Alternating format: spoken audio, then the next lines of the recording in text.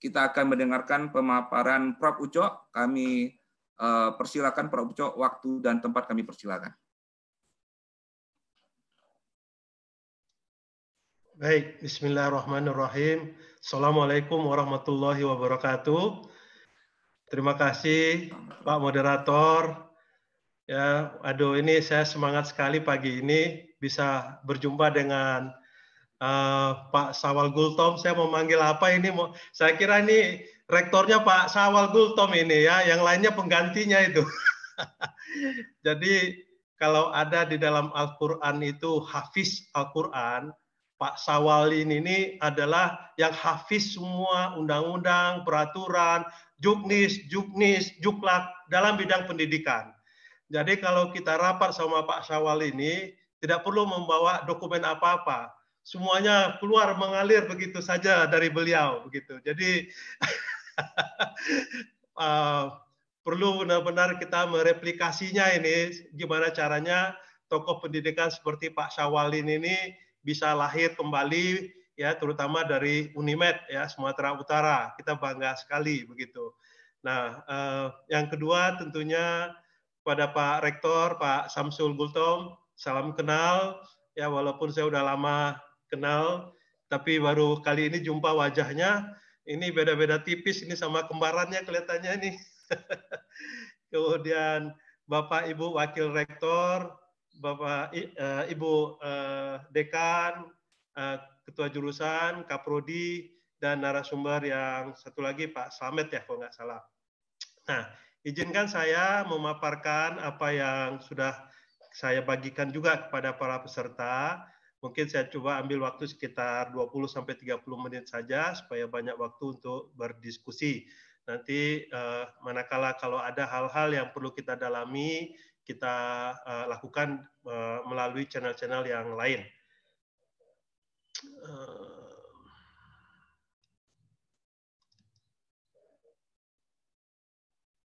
Oke, bisa dilihat Pak Hermawan?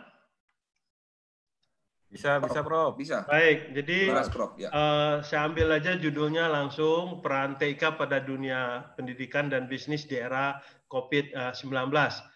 Menarik sekali apa yang disampaikan oleh Pak Sawal tadi.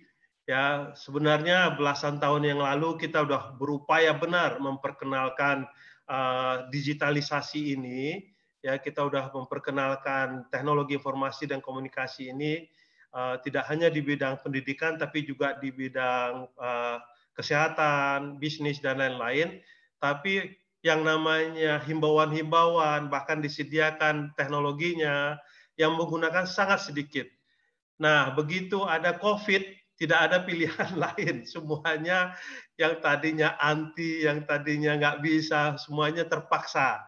Jadi memang kalau ingin berubah, ini ya kalau kita mau ngambil pelajarannya, memang harus ada sesuatu pemicu yang membuat orang tidak ada pilihan lain kecuali menggunakan itu. Nah, dalam hal itu ada hal yang masih belum sempurna, nggak ada masalah, ya kita belajar sambil jalan.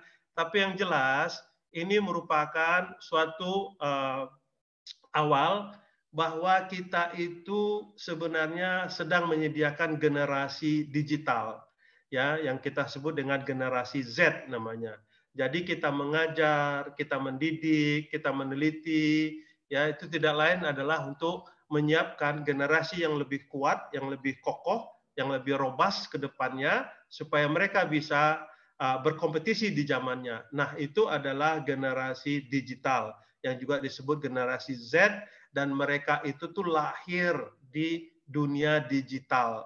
Jadi sungguh terjadi suatu gap manakala kalau kita mengajarnya masih pakai cara non-digital, tapi mereka sendiri sebenarnya sudah berada di dalam dunia digital.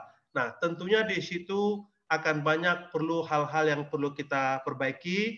Nah, itu semuanya diistilahkan transformasi digital di bidang pendidikan.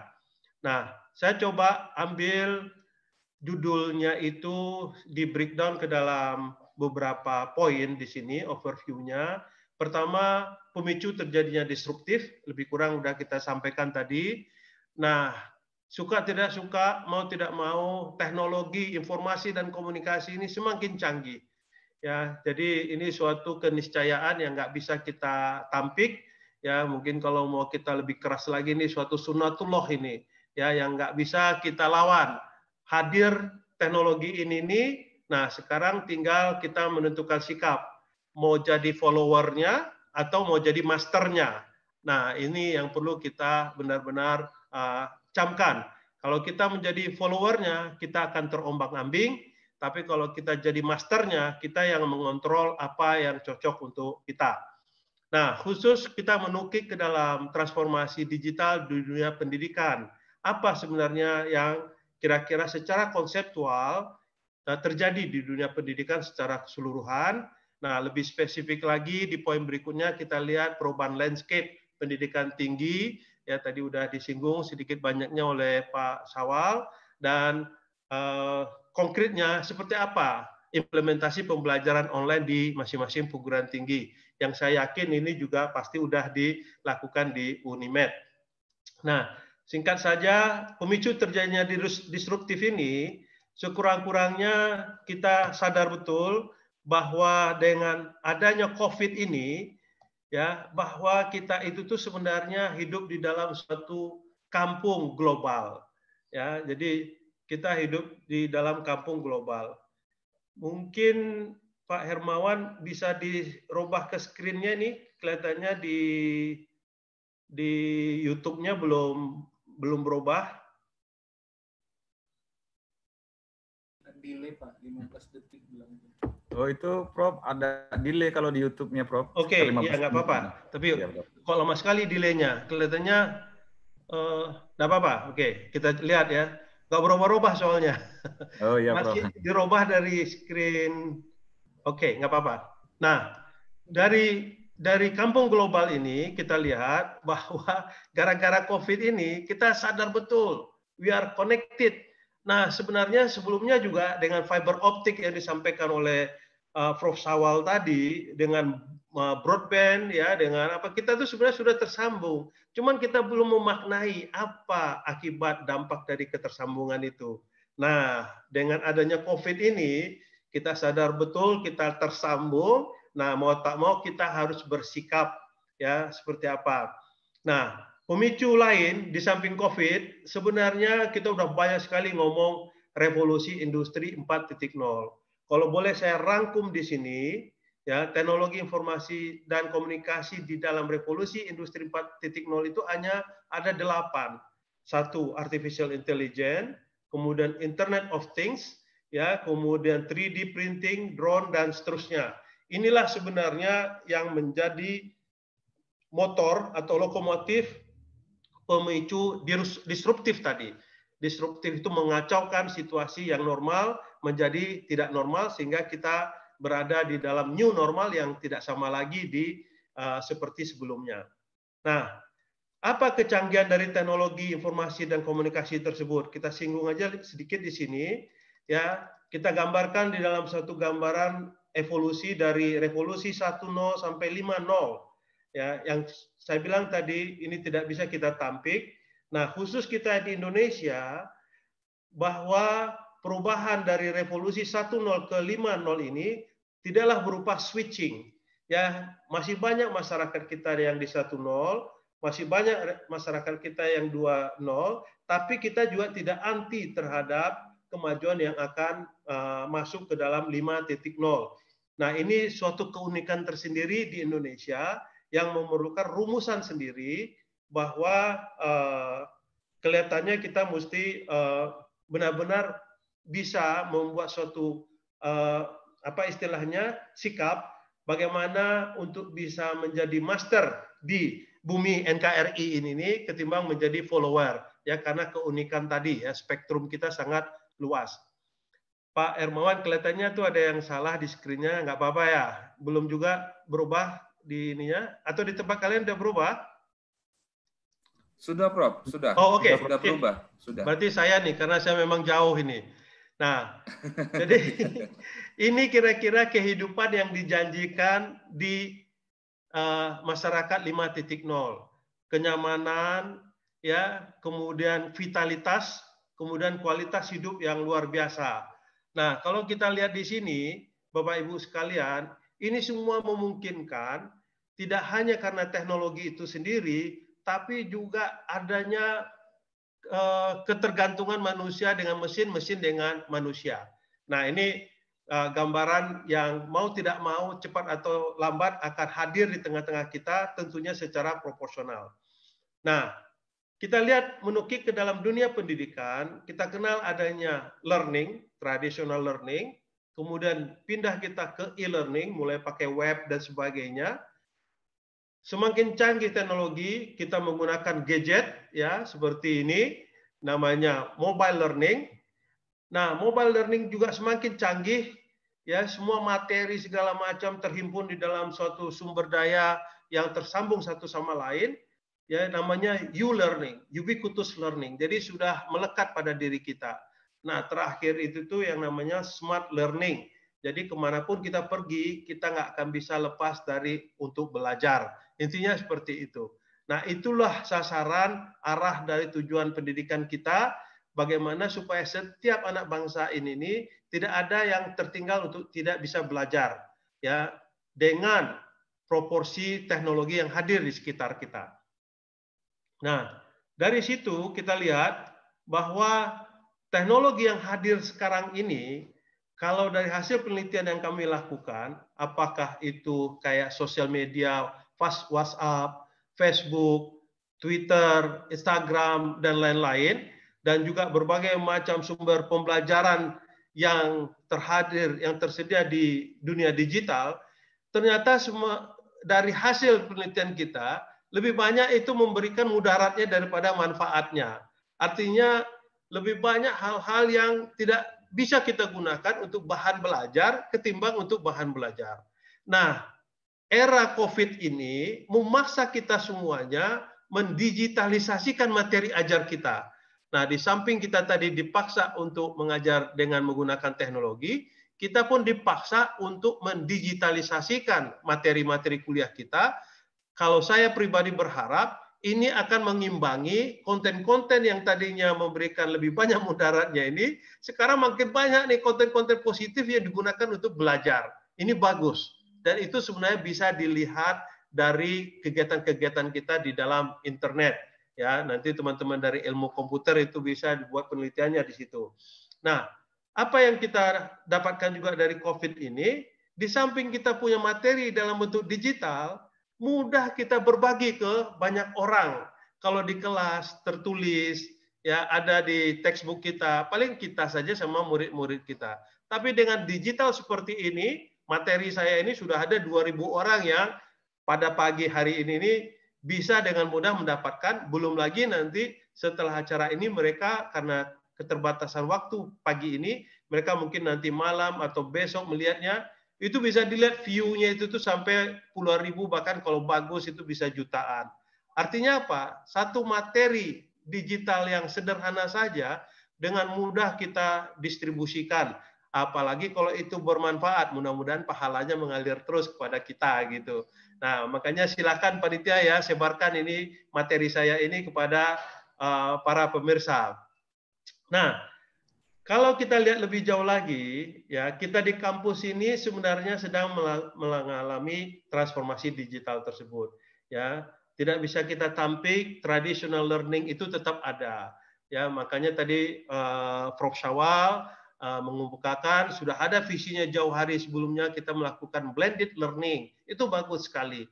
Bahkan juga yang namanya e-learning ini reinforcing traditional learning, ya. Jadi dia complementary. Ya, dia tidak cancelling out, tapi dia complementary, saling menguatkan.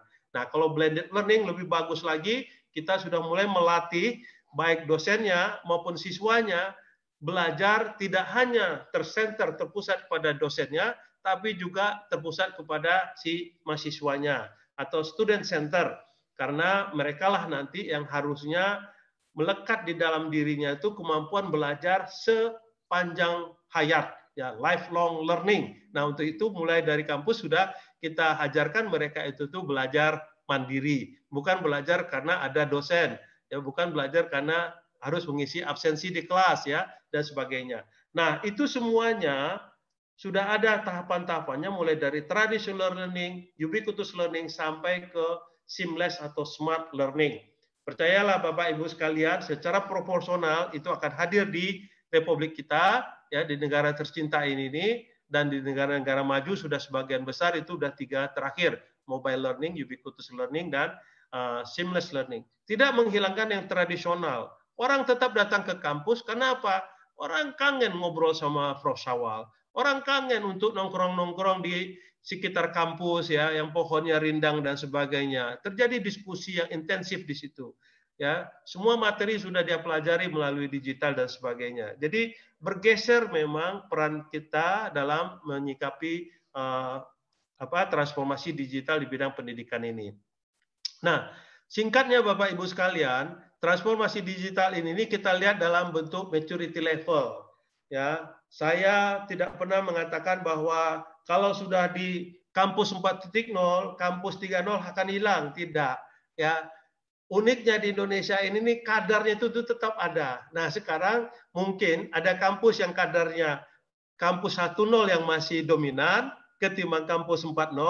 Tapi ada juga kampus yang sudah mulai 4.0 yang dominan, kampus 1.0-nya sudah mulai menghilang, fading away. Nah, semuanya itu tuh kita akomodir dalam satu lingkungan kampus yang ramah. Ya, nggak ada masalah. Jadi tadi kalau misalnya ada sahabat Prof. Syawal yang mengatakan selama itu anti teknologi, sekarang dipaksa dia, dan dia bisa karena ada Dr. Hermawan membantu, karena ada Pak Iskandar membantu, ya. Kami pun juga jangankan begitu, di UI itu pertama kali saya perkenalkan 2004 itu Prof. Syawal, hidung saya ini ditunjuk-tunjuk sama profesor senior. Apa katanya? Kau belum lahir pun saya sudah mengajar. Semua materi saya itu ada di kepala ini katanya kan. Nah, celakanya begitu pusing kepalanya, hilang materinya itu semuanya begitu. Nah, kalau kita udah pindahkan yang tacit tadi ke eksplisit namanya, ada digitalisasinya, pening kepala kita, kurang istirahat kita, orang masih tetap belajar dengan materi-materi yang bagus, yang asli dari pakarnya. Nah, mudah-mudahan akan mempermudah yang lain belajar sehingga tercipta pakar-pakar yang lain dengan cepat. Itu yang kita harapkan. Nah, silakan masing-masing kampus ya melihat transformasi ini, tinggal dikasih bobot masing-masing, kita itu sekarang ada di mana. Nah, tinggal lakukan intervensi, strategi, program apa yang bisa mempercepat transformasi ini. Ya, saya senang sekali Unimed sudah ada jurusan ilmu komputernya ya. Jadi kalau ke sana saya udah nggak asing lagi ya nanti Pak Hermawan ya. Oke.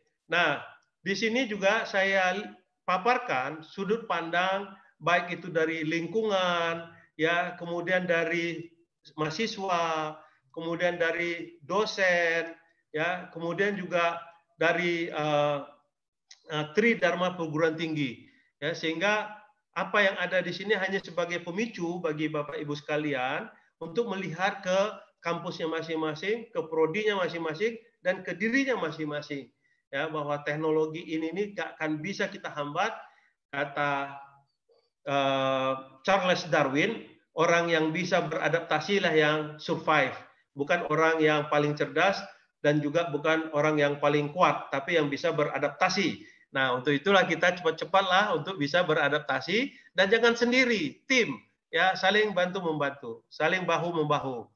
Nah, apa yang terjadi di dunia pendidikan? Saya katakan perubahan landscape. Intinya, ini yang kata Charles Darwin ini, bahwa perguruan tinggi harus berada di depan dalam transformasi digital ini. Ya, kalau perguruan tinggi tidak berada di lokomotifnya, gimana yang lain? Tentunya begitu ya. Nah, untuk itu ada perubahan yang sangat-sangat signifikan di dunia pendidikan kita, ya, didukung dengan data sumber daya yang kita miliki ini, total penduduk 268 juta, internet user 150 juta, kemudian pembeli atau pemilik mobile ini lebih banyak dari penduduk kita ya, 355 juta, karena banyak yang punya lebih dari satu. Ya, kemudian pemain sosial media 150 juta. Ini angka yang luar biasa. Nah, ini semuanya udah berubah. Karena apa? Tadinya orang bekerja waktunya diatur, sekarang orang bekerja kapan saja, orang belajar kapan saja, di mana saja, dan seterusnya. Dan kalau kita lihat secara singkat, terjadi perubahan-perubahan pendidikan yang lebih adaptif, namanya, lebih fleksibel, lebih agile, lebih personal, ya, lebih kontekstual, lebih relevan, bahkan lebih manusiawi. Ya, ini mungkin yang kata Pak Mas Menteri sekarang ini merdeka belajar katanya gitu ya. Jadi dia menganggap selama ini kita belum merdeka belajar begitu. Ya, itu dari persepsinya beliau gitu. Tapi ya perlu juga ya, kan kalau kita baru merdeka berarti selama ini dijajah begitu kan, ngeri kali.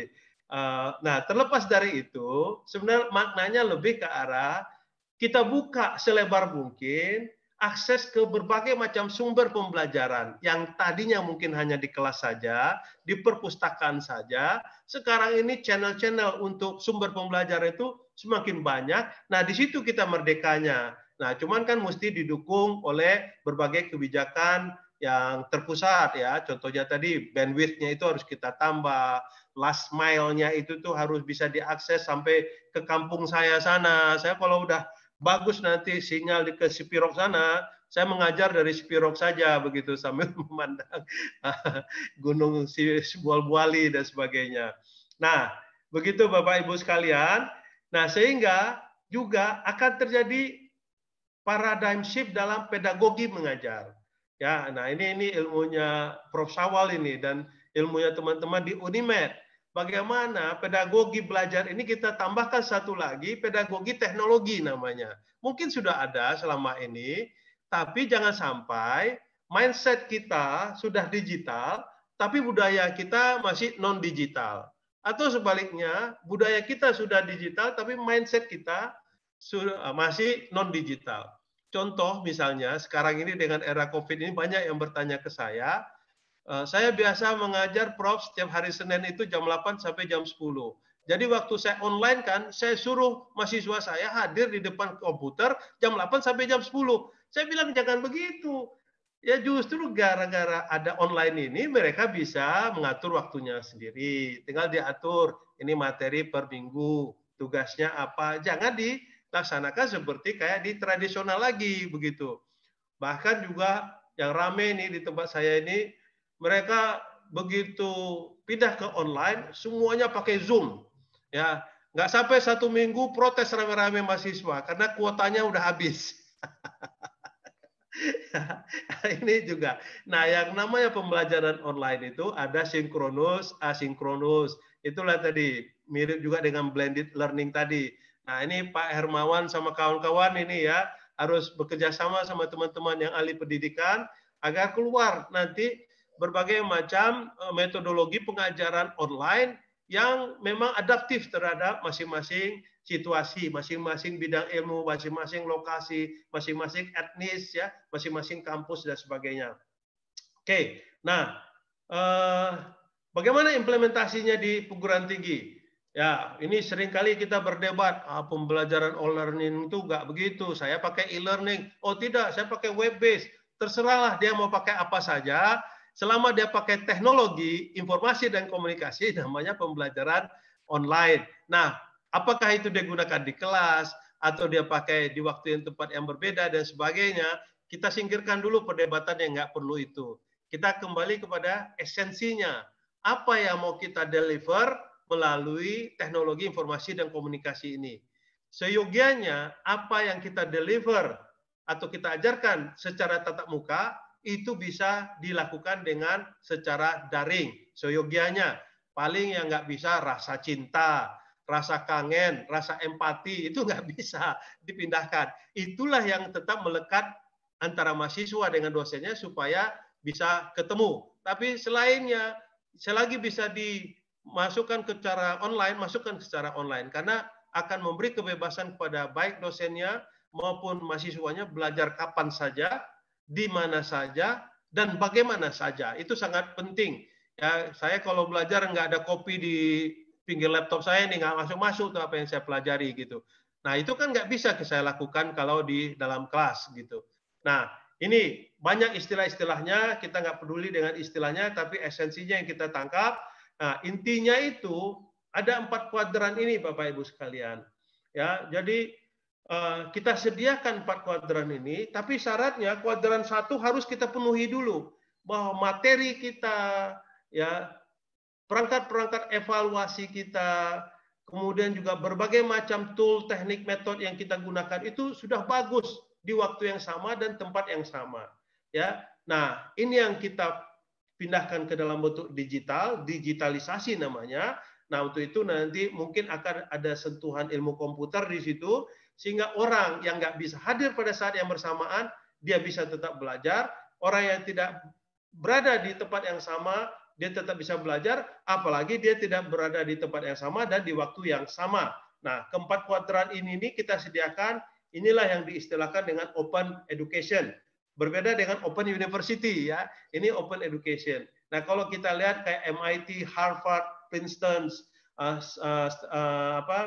Stanford, mereka sudah menyediakan di samping regular kelasnya mereka sudah sediakan open education ini, yang mereka push ke pihak ketiga, itulah yang namanya Coursera, edX, ya, Future Learning di Inggris, di UK, dan sebagainya. Nah, kalau kita lihat lebih konkret di dunia pendidikan di Indonesia, kita nggak bisa dipisahkan dari 3 dharma ini, pendidikan, penelitian, dan pengabdian.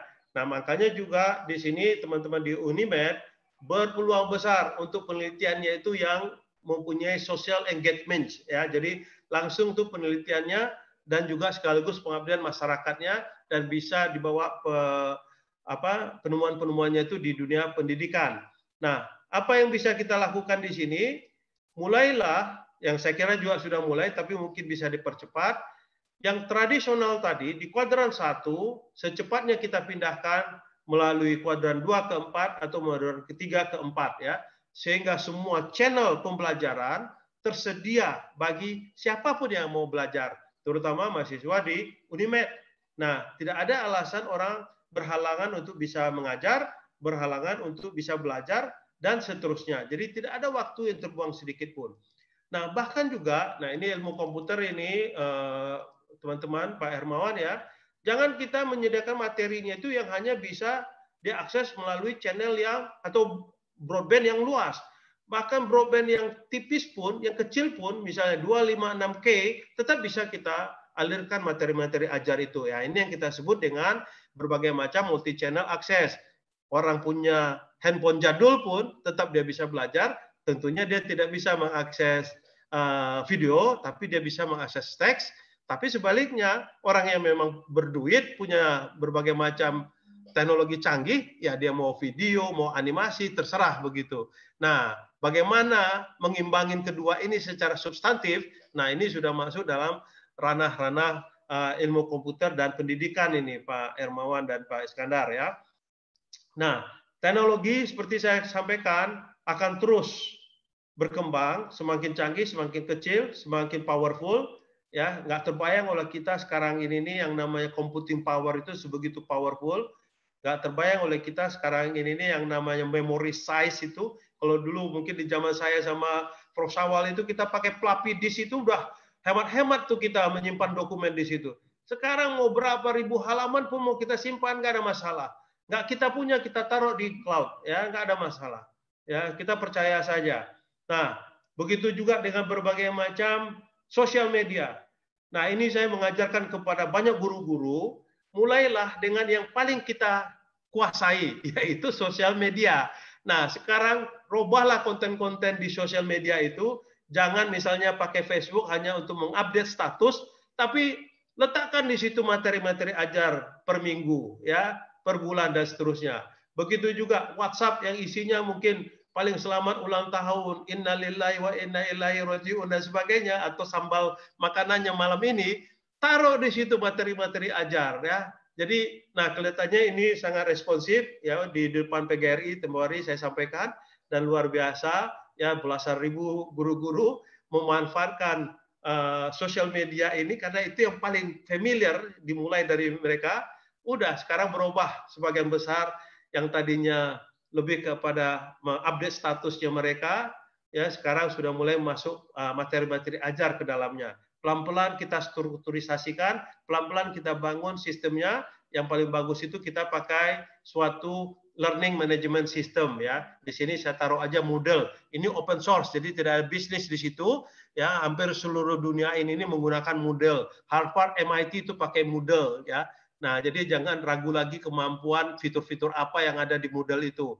Bahkan untuk Zoom seperti ini, Moodle pun sudah bisa Pak Hermawan ya. Jadi terintegrasi. Kalau misalnya honor itu tergantung kepada kehadiran, nah integrasikan aja semuanya ke dalam Moodle.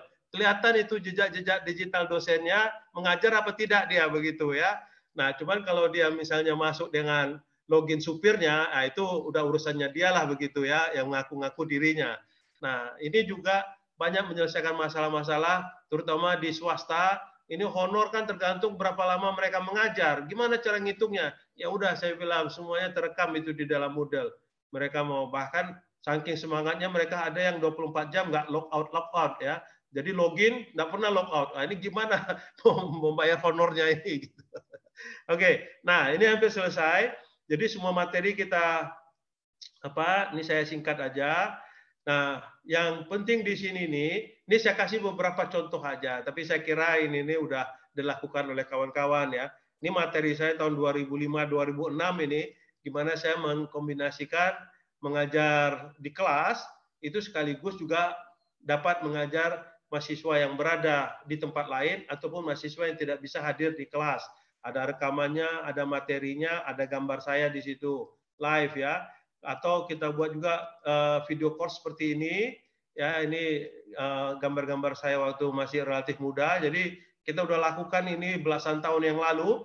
Nah sekarang ini baru mendapat momentum ya, jadi silakan kalau saya usul di Unimed itu harus ada unit supporting unit untuk pembelajaran online Pak Hermawan. Jadi teman-teman dosen-dosen yang belum atau masih kagok gaptek ya menggunakan teknologi, jangan ragu-ragu lagi. Ya bantu ya, siapkan di UI kita udah punya tuh e-learning center ya. Jadi nah animasi apalagi begini, ini pasti bidangnya kalian, ini banyak ilmu di belakangnya. Jadi suatu materi itu dengan mudah diajarkan dengan animasi. Tapi kalau yang nggak bisa didigitalkan, jangan didigitalkan. Misalnya saya dikritik sama seorang dokter ini, gimana saya mau mengajar bedah untuk digital? Ya janganlah, saya bilang, masa bedah digital kan nanti pas mau membedah orang yang benaran jadi kagok si dokternya. Nah itu kemudian, nah kegiatan telekonferensi ini juga unik nih. Ini dari Sabang sampai Merauke, ada yang sampai saking enaknya mendengarkan suara saya tertidur dia begitu ya. Tapi ada juga yang semangat. Ya inilah dia belajar secara pembelajaran online itu. Nah kemudian kuis juga ini luar biasa, cepat kita mendapatkan feedback ya. Nah kalau kita secara manual kita kasih kuis sekarang, 2 bulan lagi belum tentu kita kasih feedback. Ini selesai langsung kita kasih feedback, kita tahu siapa yang rendah nilainya, siapa yang tinggi. Tinggal kita panggil aja mahasiswa yang dapat rendah ini kenapa. Saya banyak sekali menolong mahasiswa-mahasiswa, ketahuan ternyata mereka itu tuh bodoh di kelas bukan karena tidak mampu, tapi banyak masalah-masalah lain di belakangnya begitu. Ini juga kita bisa menganalisa soal yang kita berikan, mana yang gampang, mana yang sedang, mana yang susah. Ini ilmunya kawan-kawan di pendidikan ya, yang istilahnya HOT itu, PISA framework ya, higher order thinking, lower order thinking, middle order thinking dan sebagainya. Semuanya bisa kita buat, asalkan kita meluangkan waktu untuk melakukannya. Di awal-awal terasa agak susah, tapi setelah itu gampang sekali. Nah, ini kehadiran. Kalau selama ini nih kehadiran kita pakai absen, percayalah pakai student login aja gimana. Ya, ini juga perubahan mindset. Ya, mengenai nanti si mahasiswanya itu yang meloginkan supirnya atau pembantunya itu urusannya dia. Tapi yang jelas di sini nih terlihat semua daftar hadir si mahasiswa itu tuh. Ya, jadi kalau mau dihitung tetap kehadirannya, karena itu memang juga salah satu kinerja si mahasiswa yang kita paksakan agar dia belajar, ya. Nah, dapat semuanya di sini. Ini semuanya ada, bahkan respon untuk diskusi paling senang itu karena mereka generasinya generasi Z, kalau membalas WhatsApp kan cepat. Nah, membalas forum diskusi pun cepat mereka. Tapi kalau di kelas kita undang siapa yang mau bertanya, semuanya nunduk itu, pura-pura menutup tasnya lah apa segala macam ya. Nah, ini banyak respon. Ini semuanya pasti kawan-kawan dari komputer udah tahu ya. Nah, ini juga semua apa yang kita perlukan baik secara administratif maupun akademik itu bisa tersedia di dalam learning management system yang ada. Nah, saya kira itu yang bisa saya sampaikan. Intinya itu Bapak Ibu sekalian bahwa pembelajaran online ini suatu keniscayaan ya.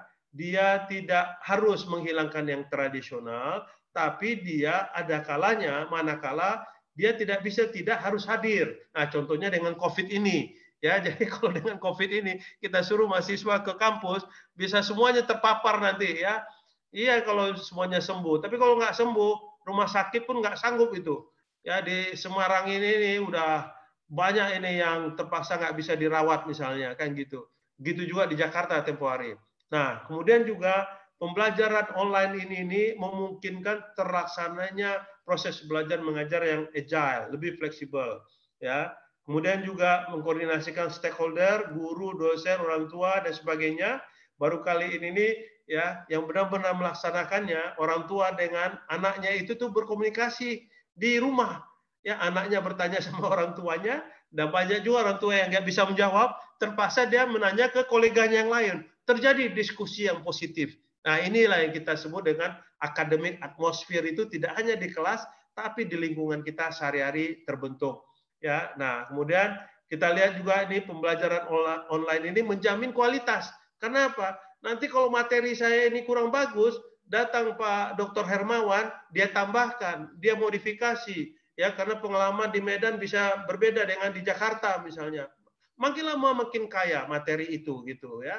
Nah, ini juga mudah-mudahan makin banyak pahala mengalir kepada kita karena orang merasakan manfaat dari apa yang kita berikan. Nah, jangan lupa beri insentif untuk pembelajaran online. Ya, kalau di Amerika di beberapa tempat itu sudah ada degree program secara online, orang tidak mau menanyakan lagi itu tuh legal apa tidak legal gitu ya. Karena apa? Udah ada industri di belakangnya. Makanya nih kita pembicaraan sumber kita kan dari industri. Kalau industri sudah mengakui, ya orang nggak bicara legal tidak legal lagi. Lulusan itu dia serap langsung begitu. Nah, kemudian juga ada berupa credit earning. Ya ini yang kalau Mas Menteri bilang itu tuh apa Merdeka Belajar, kita ngambil mata kuliah online di mana atau di luar program studi kita, ada dong SKS yang kita dapatkan ya, atau ada dong kredit yang kita transfer. Nah, silakan ini saya kira juga di Unimed sudah ada ya, jadikan suatu kebijakan. Atau nanti ada juga yang non kredit, dia ngambil beberapa mata kuliah mengarah kepada sertifikasi. Itu juga sekarang banyak ya, 4-5 mata kuliah mengarah kepada suatu sertifikasi keahlian tertentu yang spesifik, ada tempat uji kompetensinya, ya itu semuanya recognition terhadap pembelajaran online ini yang juga terjadi di pembelajaran tradisional. Mungkin itu yang bisa saya sampaikan ya, mudah-mudahan bermanfaat untuk kita semuanya. Lebih kurang mohon maaf kalau ada yang kurang berkenan, semoga bermanfaat. Wassalamualaikum warahmatullahi wabarakatuh.